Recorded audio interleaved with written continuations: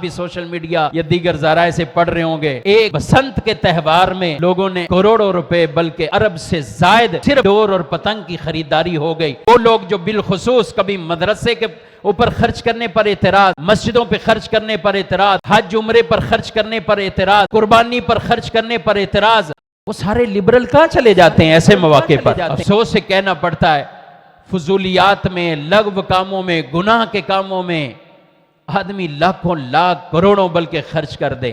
آپ بھی social media یا دیگر ذرائع سے پڑھ رہے ہوں گے، ایک بسنت کے تہوار میں لوگوں نے کروڑوں روپے بلکہ ارب سے زائد صرف ڈور اور پتنگ کی خریداری ہو گئی، اور دیگر جو عیاشیوں میں انہوں نے تیاریاں کر رکھی ہوں گی اس کا تو اور ہی پتہ نہیں کیا حساب کتاب ہوگا۔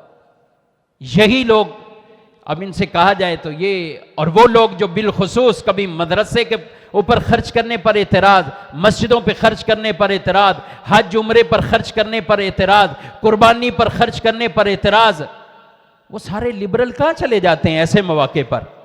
نہ انہیں کوئی غریب نظر آتا ہے، نہ انہیں کوئی غریب کی بچی نظر آتی ہے، نہ انہیں کوئی مریض نظر آتا ہے، اور وہ بالکل علل اعلان یہ سارے، اور ایسے لوگ بھی جو اپنے مال کو اس طرح بہاتے ہیں اور ضائع کرتے۔ یاد رکھیں، مال کے بارے میں صرف یہ سوال نہیں ہونا کہ مال کہاں سے کمایا۔ حدیث میں ہمیں فرمایا گیا مال کے بارے میں سوال دو ہونے ہیں، ایک ایک کہاں سے کمایا اور دوسرا ایک کہاں خرچ کیا۔ کہاں خرچ کیا؟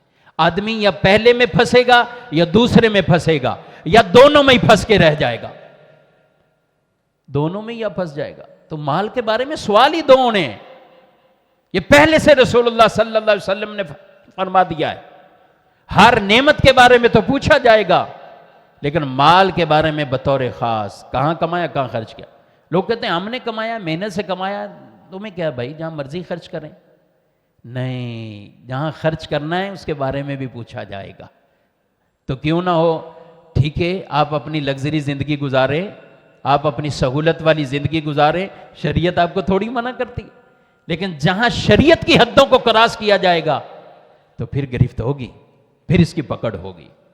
تو اس لیے ہر وقت ہر خوشی بھی ایسی نہیں کہ آدمی کہے کہ اس میں اپنے مال کو اس طرح ضائع کرتا جائے۔ جن کو زکاتیں دینا بوجھ بن جاتا ہے، خرچ کرنا اللہ کی راہ میں یہ بوجھ بنتا ہے، وہ لوگ کروڑوں کروڑوں روپے ان کے ارد گرد دیکھیں تو ہو سکتا ہے ایسے کئی بیمار پڑے ہوں، رشتہ داروں میں کئی بیمار پڑے ہوں کہ جن کو علاج کے لیے رقمیں نہیں ہیں، اور وہ بس ایسے ہی گزارا کر رہے ہیں، کئی کھانے پینے کو ترس رہے ہیں، کیا غربت ختم ہوگی بس اب؟ تو لوگ جو کروڑوں روپے ایک ایسے فضول رسم کے اندر، اور پھر صرف یہ نہیں، کتنی بے حیائیاں اس کے اندر اور کھڑی کریں گے، کس طرح کی برائیاں اور بدکاریوں کے دروازے مزید کھلیں گے۔